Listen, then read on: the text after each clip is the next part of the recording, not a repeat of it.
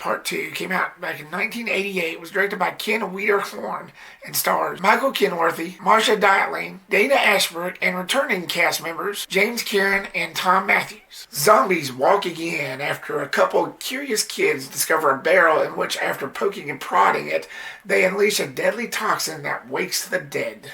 I said I was going to do a review for this, and as promised, I will deliver. So let's get in with the positives of Return of the Living Dead Part 2, which is not much.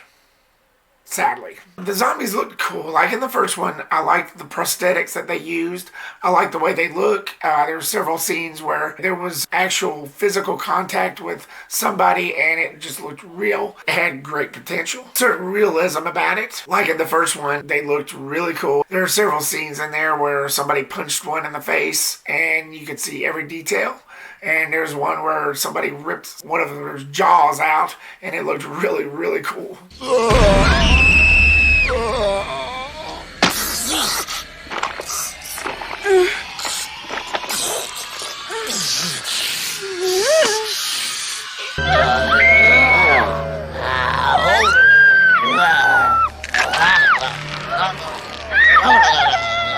The look was pretty cool.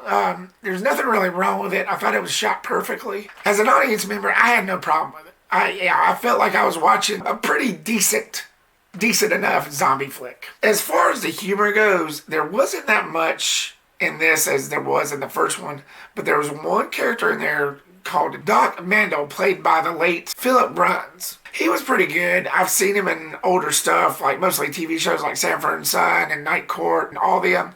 But I thought he provided a certain comedic tone for this film. A certain comedic humor that I felt that this movie was missing mostly, especially compared to the first one. Come to the hospital. Show me right there! Hold it. Pardon me, but could you tell me who the President of the United States is?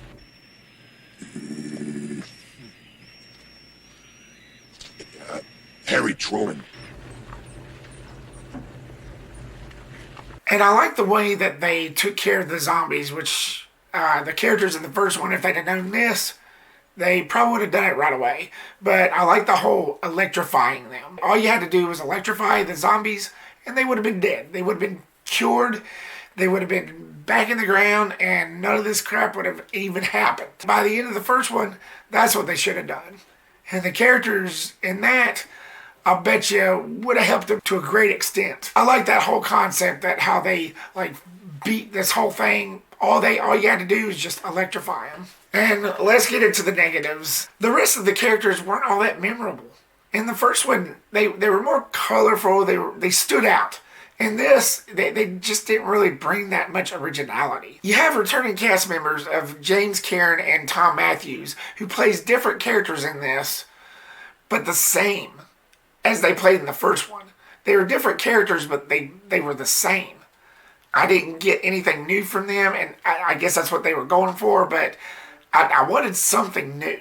And they just played the same whiny characters that got infected, just like their characters in the first one did. And it was annoying because I've seen it before. And the rest of the characters just wasn't that memorable. As I said before, just wasn't that much to it. Which brings me to the plot. I just felt like that this movie was a big cash grab. I don't really think that they put that much effort into it, in my personal opinion. The plot was all too familiar. It showed the same thing with the military and those barrels releasing that toxin. Speaking of, and this is the top of the topper of the negatives that I have of this film. If you watched my review for The Return of the Living Dead Part 1, everybody knows that I really favored the tar zombie. In that film, he looked badass. He was very effective. I really liked the way they had him look. I just wish that they had more of a part for that zombie in the first one. But in this, it looked atrocious. It was nothing compared to how he was in that original film. He was weak in this. His eyes looked a little bit too bug-eyed, which looked weird. In this film, everything that made him look cool, awesome, and amazing, and effective in that first film was just gone in this. There was nothing there. Nothing effective. Nothing memorable.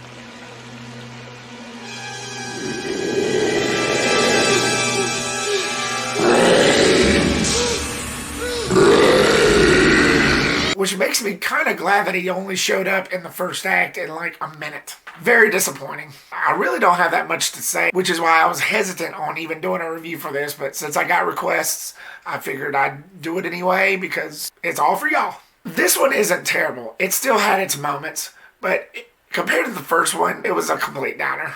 The first one is the better choice. So if you're a fan of the zombie genre, you'll find some enjoyable moments. Just don't expect too much when comparing to the original and just enjoy it for its acquired taste. So, Return of the Living Dead Part 2. Did you find it enjoyable? Did you find it better than the original? Or did you find the original better than this one? And this one complete trash? Leave me your comment down below and give me your thoughts. Thank you so much, guys, for watching this video. I ask you to like and subscribe if you hadn't already. And I'll see you on the next one. Peace. Wrap out.